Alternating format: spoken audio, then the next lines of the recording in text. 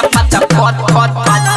भड़िया कबाड़ी मोतिहारी वाला मारी बॉबी फट फट फट फट फट फट भड़िया कबाड़ी मोतिहारी वाला मारी बॉबी फट फट फट फट फट संगीत रिकॉर्डिंग स्टूडियो चकिया मोतिहारी वाला मारी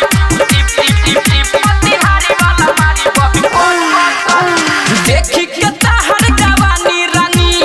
आवत मुहावा में पानी रानी बरबारी सहारा करतारू बन जाई बड़का कहानी रानी बन जाई बड़का कहानी रानी देखी के ताहर जवानी रानी आवत मुहावा में पानी रानी बरबारी सहारा करतारू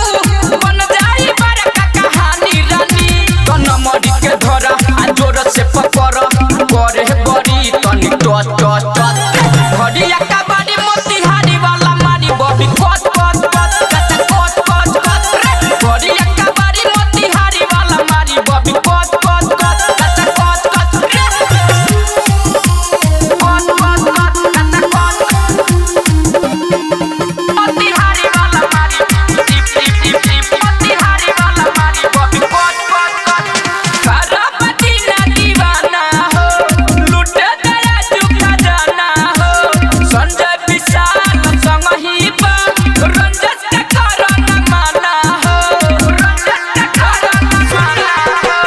खराब दीना दीवाना हो लुटे दया चुका जाना हो संजय विशाल संग ही बा रंजस के कारण माना हो अनिल नी दर्दी लगाई दी हरदी करी पिकअप आज मच मच मच भड़िया